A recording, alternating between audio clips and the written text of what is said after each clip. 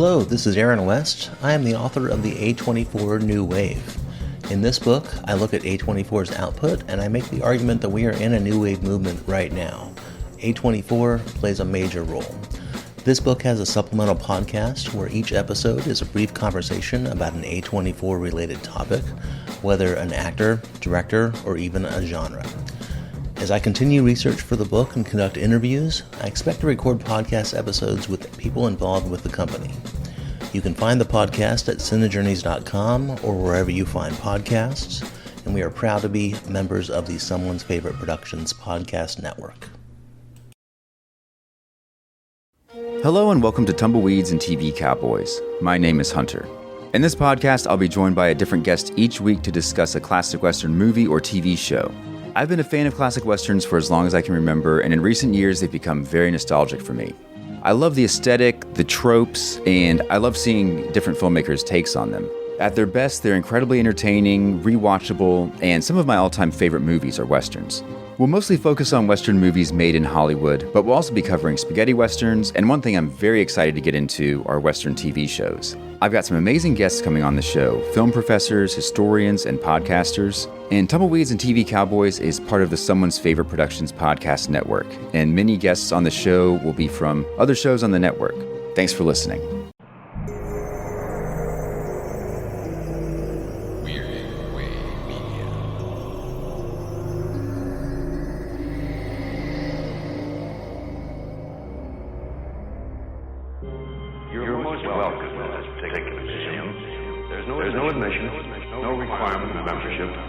Only a strong and abiding belief in the dark at the top of the stairs, or things that go bump in the night. Ladies and gentlemen, this is the Night Gallery. All right, ladies and gentlemen, welcome to Midnight Viewing, the Night Gallery podcast. I'm Father Malone, and with me, as always, is... I'm Chris Stash from the Culture Cast. And I'm Mike White from the projection booth. And we are talking about Night Gallery, Rod Serling's follow-up to The Twilight Zone, premiered in 1969. This particular podcast, we're going to be talking about episode number 2, technically, because the pilot was unnumbered. This episode contains 3 segments: Room with a View, The Little Black Bag, and The Nature of the Enemy. And it originally aired on December 23rd, 1970. As I said, the first segment is called Room with a View. This was actually written by Hal Dresner. It was one of the only episodes in the first season not written by Rod Serling. Hal Dresner, he adapted his own short story. It was directed by Gerald Freeman, starring Joseph Wiseman, Diane Keaton, and Angel Tompkins, about an invalided wealthy man who does not trust his wife and his interactions with his nurse. These are paintings which represent life, but occasionally death as well. Case in point, this canvas here. A bedroom, but with all the cheer and warmth of a crypt. Beneath the paint and the patina is an ingredient called jealousy.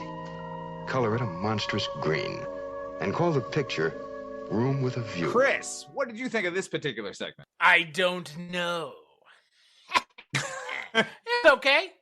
No, because of Dr. No. Joseph Whiteman, obviously. Oh. Yeah. Oh, get it? It's like a James Bond thing. I will say that this smacked very closely of Tales from the Crypt, Father Malone. Certainly. Some love triangle shenanigans. I thought it was okay. There are better segments in this episode that we're going to talk about. I think unfortunately, its proximity to other things may hurt its overall quality, which is that's a product of this kind of show. How about you, Mike? Short, sweet, rather abrupt. Has a real knack for being abrupt, doesn't it? Yeah, we'll talk about that as we go along, but oh boy. And then it ends. There's a gunshot, then it ends. Yeah. Okay. Get right to it, right? I think this segment's fine. It's not a story we haven't seen 1 billion times with as Chris, as you mentioned, the sort of love triangle was the stock and trade over at Tales from the Crypt. Hopefully not a trend going on here, but good to see Diane Keaton, so young and fresh-faced in this particular episode. And yeah, it's very Rod Serling for not being a Rod Serling written episode. It's a bottle episode with two characters basically talking the entire time. And I don't know, it's okay. Yeah, it was very nice to see Diane Keaton so young. This is pre-Godfather. So yeah, this was like one of her early roles. So that was neat. And yeah, to hear some of the vocal inflections that she would have in later roles, it becomes a little bit of parody of herself after a few years. But La-di-da. La-di-da. Exactly. There's one weird shot in this episode where it's when the wife finally makes her appearance and we find out how horrible she really is. When she's finally leaving, when she kisses his forehead, she does this thing where she kisses her fingers and then places it on his forehead. And it goes to super intense close up for no good reason. Yes. Was that the signifier? Did he know? Was that the moment where he decided, yeah, she's got to die? Like she's now cheating. I know for sure she's cheating on me. Also, why are they being so goddamn indiscreet? Given the size and scope of that estate, why are they doing everything from where he can see it from the one window he's allowed to look out of? Not only are they hanging out in the courtyard making out, but then they go up to his room, which the window faces the husband's window. I mean, hey, it's called a plot convenience for a reason. Yeah, okay? man. You remember the Richard Kiley episode where that guy from the concentration camp just happened to be in Buenos Aires in the same art museum as the guy who was persecuting him in the concentration camp? But that only made sense. That happens all the time. Oh, okay. Yeah, this especially show, in Buenos Aires. Yeah, that's fair. This show has a little bit of sometimes it just doesn't think things through all the way, and that was one of them. Because again, it was like, oh, you have to be able to see out of the window, but nobody in their right mind. Right? No. Just go around the corner. Just yeah. a little bit over How there. about, Just a little bit. Go up to your room and close the curtains, and then I'll meet you in there. Because it's very clear she doesn't sleep in the same bed as him. So there's a bed in this house that she could just do whenever she wants it. Yeah, But right. I hadn't even thought of that. It's a Groping big on house. him, groping on him, but he's washing the car is where it's at. Mhm. Dumb characters being dumb, getting there. I guess is this justified? I don't think there's no such thing as justified. It's murder in a TV show, so Yeah. it's not like we're discussing Jeffrey Dahmer's crimes, but it's justified? They kind of deserve it. Both of them kind of deserve it. They do, but the fucked thing is that Diane Keaton's going to jail for the rest of her life, just so this guy can feel a modicum of satisfaction before he dies after living his long and storied life. Come on, she's a white lady. It won't be that long. That's true. White okay. women, the second least persecuted people of all time. Yes. I'm sure they. Right below us, white men. Got it. Oh, are we persecuted now? Oh, The right. least persecuted. Oh, the least. Oh, okay. Yeah. Yeah. One thing Let's I thought. be real here. Let's break it down. Let's be woke here. Let's ruin your podcast too. We're gonna inject some politics into it. Oh, and I'm gonna inject my Oh, woke boy. opinion on how much of a millennial I am. And I love cursing and being derogatory. Well, we were reviewing the documentary The War Room, and suddenly they decided that we shouldn't speak politically. Yeah, Basically, what it comes down to. pretty Yeah. much. There was a line in this episode that made me laugh because I've only ever heard it one other time, and that was in Miller's Crossing when the professor here is describing his gun. He describes it as a woman's gun, which Gabriel Byrne describes the same type of pistol. He goes, "It's a woman's gun, a pop gun."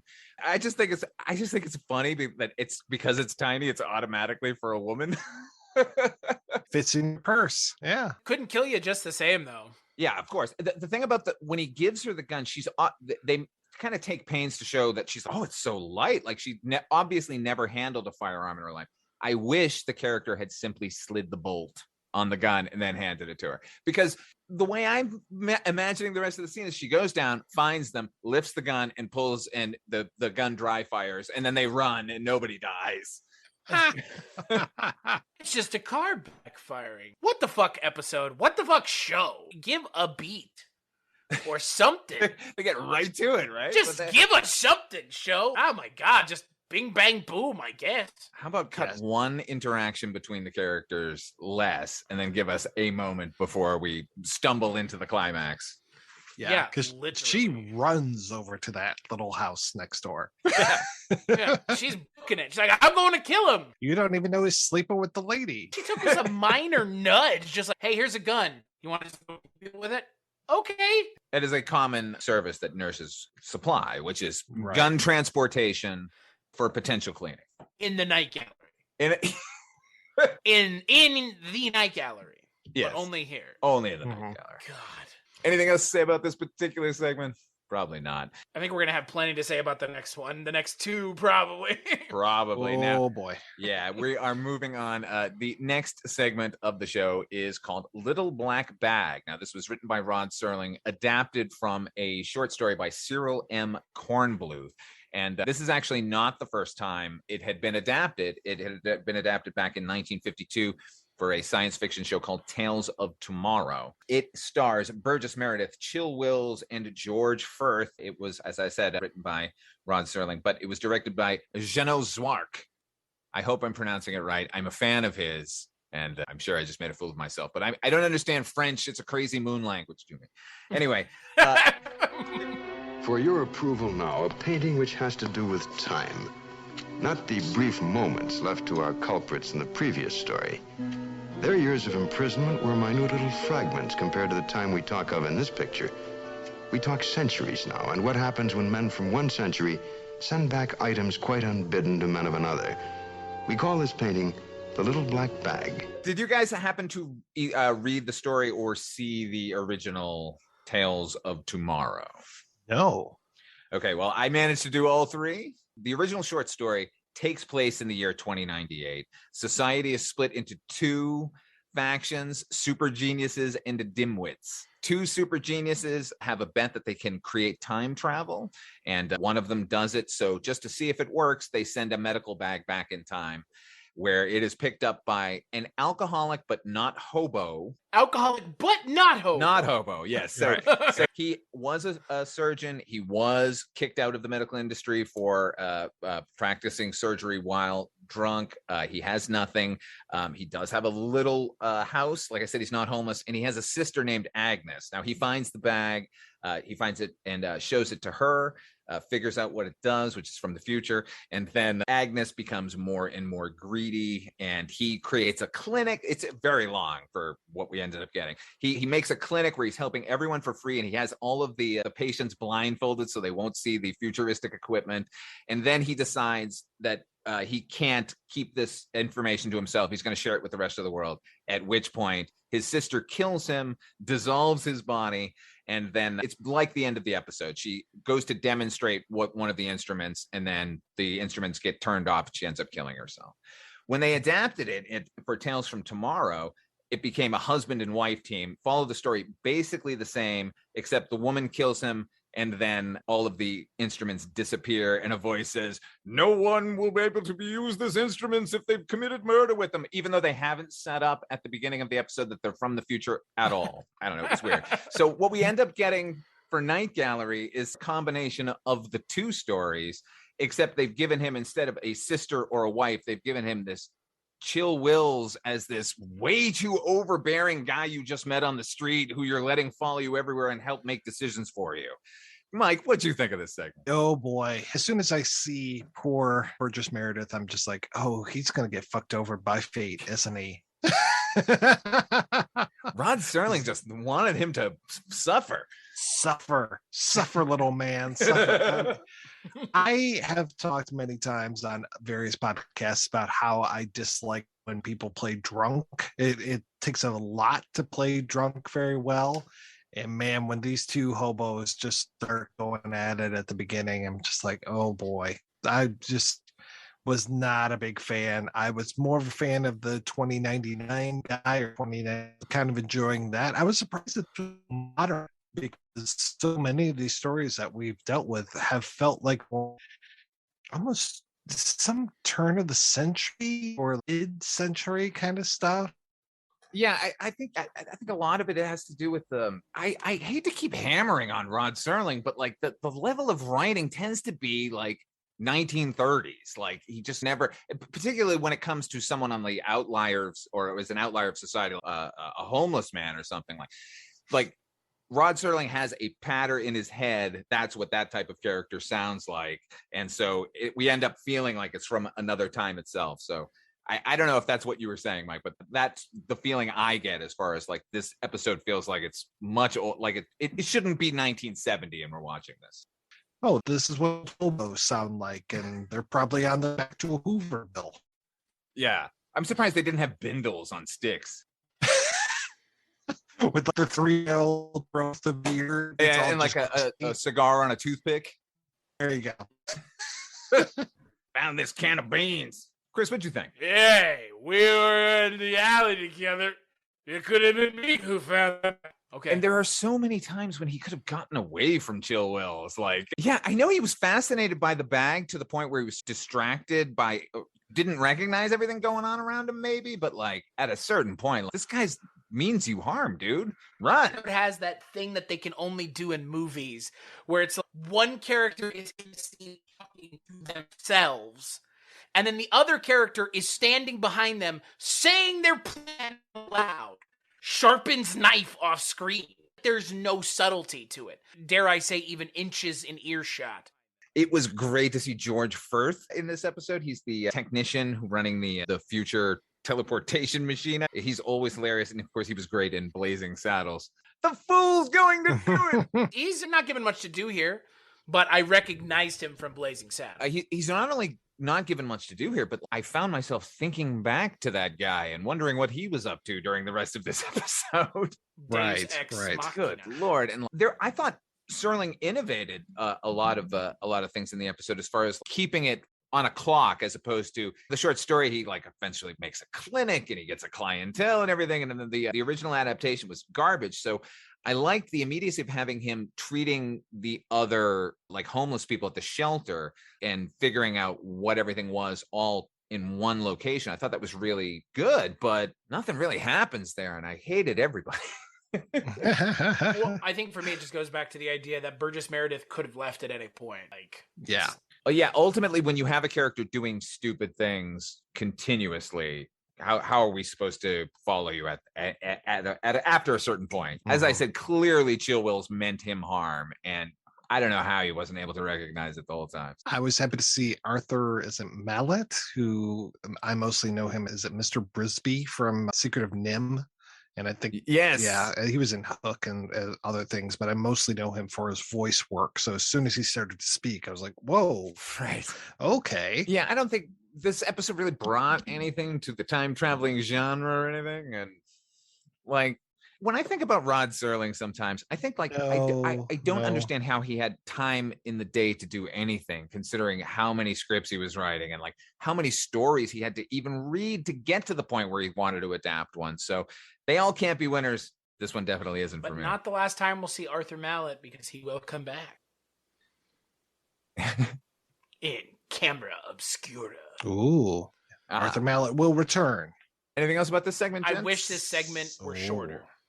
Truly. It might have had some sticking power if it had been just a tad shorter. Mm-hmm. All right, on to our final segment of episode 2. This is called Nature of the Enemy. Now, this was written whole cloth by Rod Serling, directed by Alan Reisner, and starring Joseph Campanella. And just very briefly, as two reporters, we got James Sicking and Albert Popperell. Nice. Which, that to me is probably the best thing about this episode. The story itself is it's NASA just trying to figure out, they sent one mission up that ended in tragedy, and then they've sent a second mission up, a rescue mission, to figure out what caused the tragedy in the first place, and that's what we're given. This offering is a landscape, lunar and low-keyed, suggestive perhaps of some of the question marks that await us in the stars, and perhaps pointing up the moment when we'll collect something other than moon rocks. This item is called The Nature of the Enemy. I'll start. This was a one-panel men's magazine cartoon strung out far too long. And actually, I said men's magazine. Let me walk that back. This is a one-panel New Yorker cartoon. By that, it is pointless and not funny. Yeah. When they revealed the punchline, which took far too long to get to, I was like, really? That's what we're going with? Rod decided that like he thought that up and went, I think that we should do this. And then everyone else said, you're right, we should. It goes to the power of Rod Serling that nobody said no to this. Yep. And I enjoyed it. All right. It was really, really dumb. And the payoff was so unbelievably dumb that all I could do was look at my father and say, they built a mousetrap on the moon and the rats are killing the people. And he went, no, that's not the twist. And I said, oh, but it is. And then they say, it's a mousetrap. It was real dumb. Rod Serling must have been a mousetrap on the moon. It's made of cheese. I will say this much. Rod Serling, I associate him with smoking cigarettes. Good to know he also smoked weed. Yeah. Because there's no way someone sober came up with this idea. And it's because I was not sober when watching it that I found it funny. It's fun. The reveal of what it is kind of hilarious. And the imagery of the giant mouse trap with the giant mouse next to it is pure comedy gold. Do you think they picked that mouse thinking it's more menacing because there's more of it, not realizing it was just even stupider that it was a giant fat mouse? How else would he get fat except from... my headcanon was he was eating the astronauts. That's why he's fat. So how many astronauts are up there? It only ate 2 or 3 to begin with. We talked about how abrupt the first episode ended. This one was pretty abrupt as well. Well, here's the question. Here's the question I have. Is it that there are mice on the moon catching humans, or are there mice on the moon and there are traps for the mice on the moon set by somebody else that the humans That's what I was wondering. I was like, okay, who set the trap for the mice? Right, because is it the mouse's trap or is it a trap from somebody else trying to catch the mice? That's what I didn't know, and I'm glad, Mike, that I was not alone in that. Because that's why I didn't hate this episode so much, because it left me with something to ask at the end. The last two have not. I was like, who put the trap there? And that story in my mind is obviously much more interesting than... My interpretation of that was that the first crew crashed there, saw that they had a problem with a mouse, and then built that giant mouse trap out of pieces of their ship. Wow. And it still got them anyway. That's what I thought. Huh.